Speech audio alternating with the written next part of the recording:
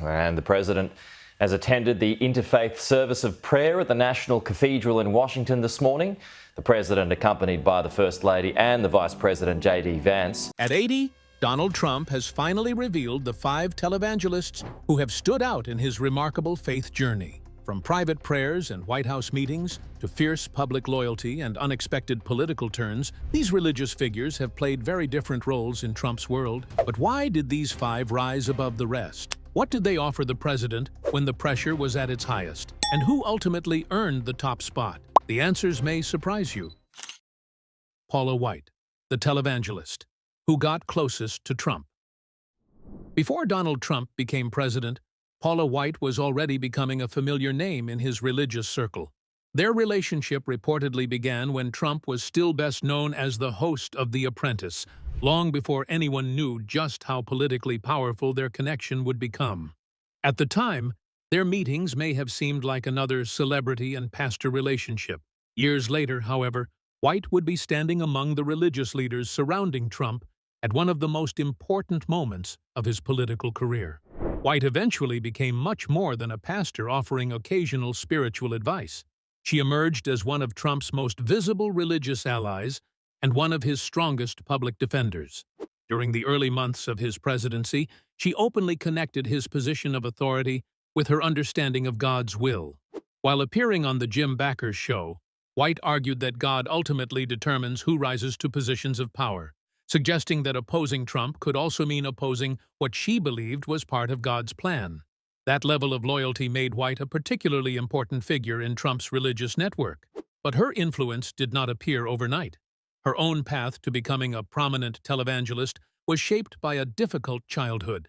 Born in Mississippi, White has publicly described experiencing severe hardship while growing up. She has also said that her father died after intentionally harming himself and that she experienced sexual and physical as a teen.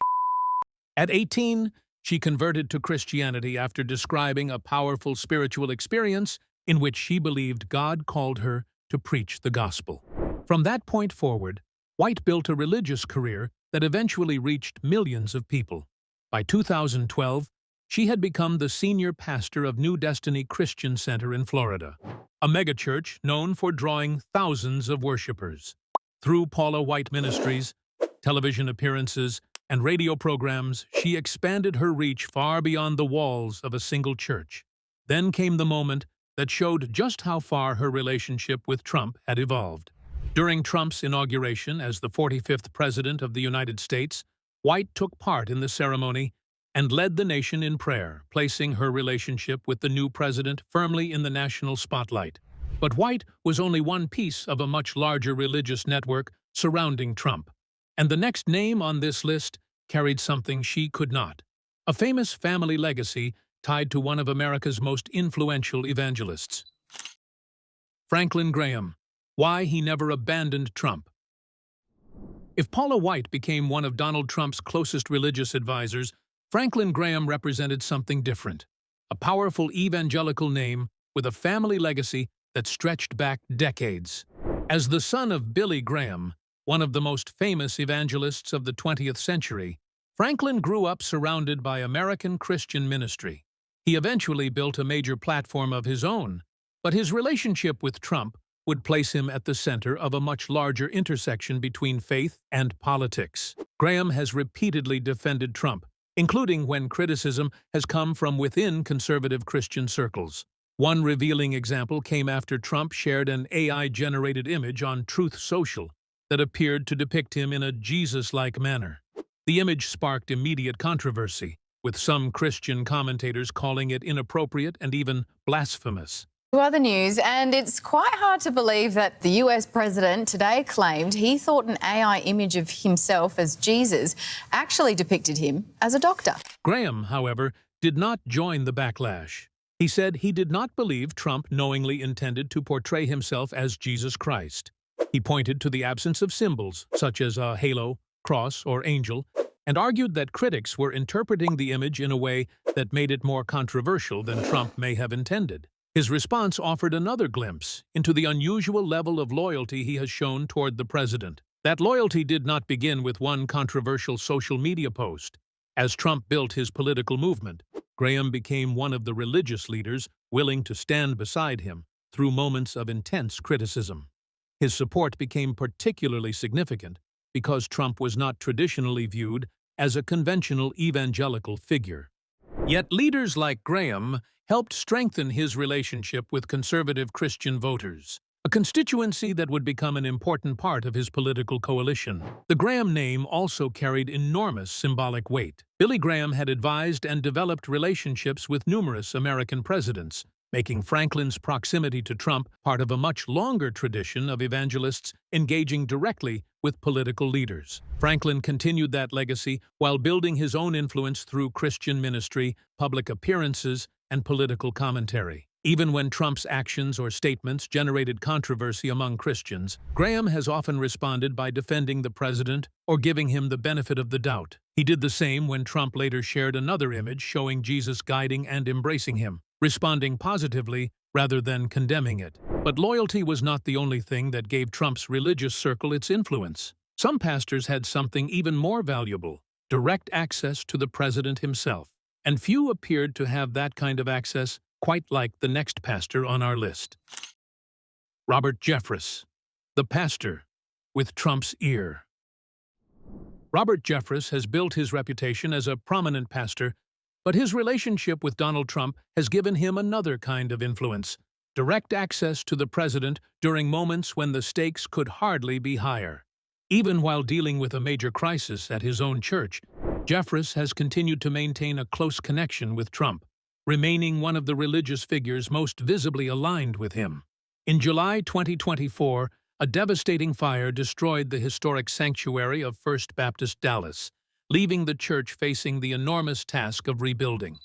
I had just left the church, and a little bit after 6 p.m. we got word that the church was on fire, our historic sanctuary. The loss was significant, but Jeffress emphasized that the congregation's faith was not dependent on a particular building. Members continued gathering and worshiping while plans moved forward for a new sanctuary, with construction expected to begin in June and the replacement building targeted for completion by Easter 2028. For Jeffress, the message was clear. The church could lose its historic walls without losing what he believed was its foundation. At the same time, another relationship remained firmly in place. Jeffress continued his contact with Trump, including meetings inside the White House. His access became especially notable during the conflict involving Iran. Jeffress said that only a few days after the war began, he was in the Oval Office with Trump. During that meeting, he told the president that he appreciated what he described as Trump's courage in confronting what he considered a serious threat to America, Israel, and the wider world. That kind of personal meeting reveals why Jeffress has become such a prominent figure in Trump's religious circle. His support has not been limited to campaign appearances or public endorsements. He has been able to speak with Trump directly while major international events were unfolding. Then came another controversial moment. During Easter, Trump issued a message containing harsh criticism of Iran and language that some observers considered inappropriate for a major Christian holiday. Critics questioned whether the president's tone was compatible with the meaning of Easter. Jeffress took a different position. Rather than judging Trump as though he were a pastor delivering a sermon, he argued that the president should not be expected to communicate like a religious teacher at all times. That response reflected a pattern that has defined Jeffress's relationship with Trump. When others questioned the president, Jeffress was often willing to defend him. But the next name on the list introduces something very different. Mark Burns was once one of Trump's most enthusiastic evangelical allies. Then, on one major international issue, his position began moving in a direction few people would have expected. And that unexpected shift may be the biggest surprise yet. Mark Burns, the Trump ally who changed his mind. Few things are more unexpected than watching a political ally change his position on an issue that once seemed settled. For Pastor Mark Burns, that shift centered on Ukraine. Once known as one of Donald Trump's most enthusiastic evangelical supporters, Burns eventually began arguing that helping Ukraine could be consistent with the very America First principles he had once used to question American involvement in the war. His evolution was striking, because Burns had previously expressed views that aligned with arguments often heard from parts of the conservative media. He questioned why the United States should continue supporting Ukraine and suggested that America should avoid becoming deeply involved in the conflict. At one point, he said he had believed claims portraying Ukraine as a country that supported Nazis, discriminated against Christians, and did not deserve American assistance. Then his perspective began to change. A friendship with Ukraine's chief rabbi, Moshe Azman, played an important role in that process. Instead of relying entirely on political commentary or television coverage, Burns eventually traveled to Kyiv and saw the consequences of the war for himself. He visited areas affected by the fighting, witnessed destruction firsthand, and spoke with people who had personally experienced the conflict. The trip forced him to confront a reality that was different from the picture he had previously accepted. Burns later acknowledged that some of the things he had believed about Ukraine were simply not true. He also began criticizing portions of the conservative media landscape that had influenced his earlier thinking, including voices such as Tucker Carlson and Fox News that had questioned continued American support for Ukraine. His new position placed him in an unusual situation. Burns still maintained his connection to Trump and conservative Christian circles, but he was now making an argument that could challenge some of the assumptions within those same communities. He maintained that supporting Ukraine did not necessarily mean putting another country ahead of America. In his view, helping Ukraine could also serve American interests. But Burns's connection to Trump goes back much further than his changing views on foreign policy. In 2015, he was invited to Trump Tower with other evangelical leaders to discuss Trump's first presidential campaign. Burns quickly became an energetic campaign surrogate, appearing at rallies and delivering speeches that often carried the intensity of a sermon. His support eventually earned him a position on Trump's Evangelical Advisory Board. Burns had already built his own Christian following and founded the Now TV network for Christians. Yet, his association with Trump dramatically expanded his political visibility. And while Burns's story shows how dramatically a religious ally can change, the next televangelist represents something almost completely different. A relationship that became deeply intertwined with how some evangelical leaders viewed Trump's presidency itself. Kenneth Copeland, the televangelist who backed Trump. Among the religious leaders who became closely associated with Donald Trump, Kenneth Copeland stood out for more than simply supporting him politically. His comments about Trump revealed how deeply some evangelical leaders believed the president's rise was connected to a larger spiritual purpose. But one particular White House gathering offered a rare glimpse into just how significant that relationship had become. On August 27, 2018, Donald and Melania Trump hosted a special dinner at the White House known as the Celebration of Evangelical Leadership. The guest list included pastors, televangelists, and other Christian ministry leaders who had supported Trump before and after his entrance into presidential politics. For Trump, the gathering was an opportunity to bring many of his influential evangelical supporters into one room. These were leaders who had prayed with him, defended him, advised him, and helped strengthen his relationship with millions of conservative Christian voters. Kenneth Copeland was among them. What happened that evening gave Copeland an especially memorable impression of the president. According to Copeland, Trump did not simply stand before the religious leaders and deliver a prepared political message. Instead, he encouraged them to come forward and speak directly. Trump reportedly told them that he wanted to hear what they had to say, and invited several of them to take the microphone and share what was on their hearts. There was, however, one amusing problem. Trump quickly realized that asking a room full of preachers to speak could mean listening for quite a while.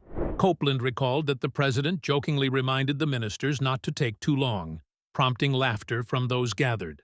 But beneath the humor, Copeland described the atmosphere as something far more serious than an ordinary political dinner. He said the gathering felt almost like a church service, describing what he believed was a powerful spiritual presence in the room. For Copeland, that moment reinforced his belief that the relationship between Trump and evangelical leaders was about more than politics. He viewed Trump's presidency through a distinctly religious lens. In Copeland's interpretation, Trump's time in office was connected to a broader purpose and to the spiritual influence surrounding him. That perspective helps explain why Copeland and other religious supporters remained so vocal in their defense of the president. The dinner also demonstrated something important about Trump's relationship with the evangelical world. He was not simply receiving endorsements from pastors during election season. He was bringing influential religious figures into the White House, listening to them directly, and maintaining relationships with leaders who believed their voices could help shape the country's direction. And that raises a much bigger question. If these televangelists were willing to stand beside Trump publicly, defend him during controversies, and interpret his presidency through the language of faith, what happened when the pressure became more serious than politics? The answer came during a tense moment inside the Oval Office, when several Christian pastors gathered around the president for something far more personal than a political discussion. They came to pray for him. When Trump's pastors gathered to pray for him. By this point, the relationship between Donald Trump and influential Christian leaders had already gone far beyond campaign appearances and public endorsements. But there are moments when political alliances become something more personal. One such moment unfolded inside the Oval Office, where several Christian pastors gathered around Trump and prayed for him while tensions involving Iran were rapidly escalating. Image which shows perhaps just where this war has reached, because as the war in West Asia intensifies, guess what? We've seen prayers echo inside the White House. The setting itself made the moment striking. The Oval Office is normally associated with major political decisions, national security briefings, and meetings with world leaders. Yet on this occasion, the room became the setting for something very different. Christian pastors came together to offer prayers for the president as the United States and Israel were involved in an increasingly dangerous confrontation with Iran. Video shared by White House Deputy Chief of Staff Dan Scavino captured part of the gathering. During the prayer, one pastor could be heard asking God to continue giving Trump blessing and favor. But the request went beyond political success. The pastor prayed for wisdom, he prayed for strength, and he asked for protection over the president as Trump faced difficult decisions surrounding the conflict. The prayer also extended beyond Trump himself. The pastor asked for God's grace and protection over American troops and the men and women serving in the armed forces. At a time when military personnel were operating in an increasingly tense environment, the religious leaders were asking for protection not only for the president making decisions in Washington, but also for those potentially placed in harm's way. The gathering came as the conflict involving Iran continued to create uncertainty across the region. Israel and the United States had launched a major military campaign against Iran beginning on February 28th, while Iran responded with drone and missile attacks. Some of those attacks also targeted locations in Gulf countries where American military personnel and assets were present. Every new development carried the possibility of a wider confrontation. And inside the White House, Trump was facing decisions that could have consequences far beyond American politics. That is what made the pastor's presence so significant. Throughout Trump's political career, evangelical leaders have occupied different positions around him. Paula White became a prominent spiritual advisor. Franklin Graham repeatedly defended him. Robert Jeffress maintained direct access and publicly supported his decisions. Mark Burns built a political relationship with Trump before later changing his position on Ukraine. Kenneth Copeland interpreted Trump's presidency through a deeply spiritual lens. But the Oval Office prayer brought those relationships into a different light. These religious figures were not simply talking about Trump from a church pulpit or supporting him at a campaign rally. They were gathering around him during a moment of international tension and asking God to guide and protect him. For supporters, the scene could be viewed as evidence of the extraordinary relationship Trump developed with America's evangelical leadership. For critics, it raised another question. How much influence should religious leaders have around a president facing decisions that could affect an entire nation? Either way, one thing was difficult to ignore. Trump's relationship with these Christian leaders was never simply about a single endorsement, a campaign speech, or a photo opportunity. Over the years, it developed into a network of advisors, defenders, supporters, and spiritual allies who continued appearing around him when the stakes were highest. And if these are truly the 5 televangelists who mattered most in Trump's world, perhaps the bigger mystery is not simply who made the list, but why their influence remained so powerful for so long. 5 televangelists, 5 very different relationships, Yet each became part of Donald Trump's remarkable journey through faith and politics. Which of these religious figures do you think had the greatest influence on him? Share your thoughts below, and don't forget to watch the next video for another revealing story.